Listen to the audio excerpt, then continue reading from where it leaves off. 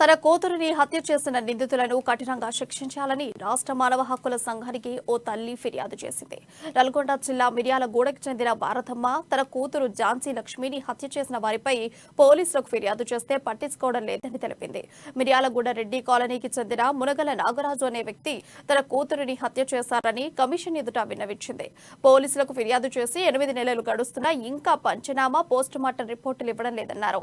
తన కూతురి హత్యను ఆత్మహత్యగా చిత్రీకరించేందుకు నిందితుడు నాగరాజుకు పోలీసులు సహకరిస్తున్నారందే.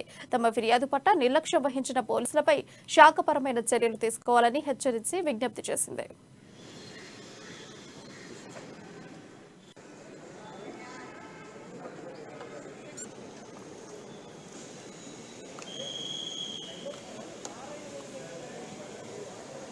మా చెల్లె వైద్యం ఝాన్సీ లక్ష్మి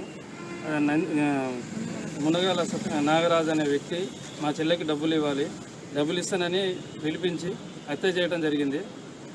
ఆ హత్య విషయం గురించి మేము 8 నెలలు అయింది హత్య చేయకూడదు కూడా కంప్లైంట్ ఇచ్చి ఇంతవరకు పోస్టుమార్టం రిపోర్ట్ కానీ ఫోరెన్సిక్ ఎలాంటి దానికి సంబంధించిన పంచనామా కానీ ఇంతవరకు మాకు ఎలాంటి ఇది చేయలేదు. మాకు 8 నెలల నుంచి మా పోలీసు వారు మమ్మల్ని తిప్పుతూనే ఉన్నారు. మేము న్యాయం కోసం మేము రాష్ట్ర మానవ హక్కుల కమిషన్ దగ్గరికి రావడం జరిగింది. నిందితుడు నాగరాజు యథేచ్ఛగా బయటనే తిరుగుతుంది. ఇంతవరకు అతని మీద ఎలాంటి చర్య తీసుకోలేదు. అందుకని అతన్ని కఠినంగా శిక్షించాలి ఇదని చెప్పేసి మేము శిక్షించి మాకు న్యాయం చేయగలరని మేము హెచ్ఆర్సీకి ఆశ్రయించాము. ఝాన్సీ లక్ష్మి, నా పేరు భారతమ్మ. పైసలు ఇస్తానని పిలిపించి గొడవ అయింది. గొడవ అయిన తర్వాత పిలిపించి పైసలు ఇస్తారా అని చెప్పి ఆడికాడికి కొట్టి చంపి ఊరేసిండ్రండి.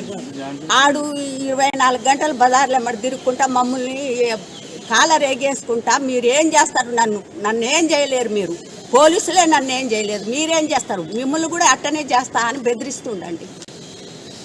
అది మాకు న్యాయం. మా చెల్లె వైద్యం ఝాన్సీ లక్ష్మి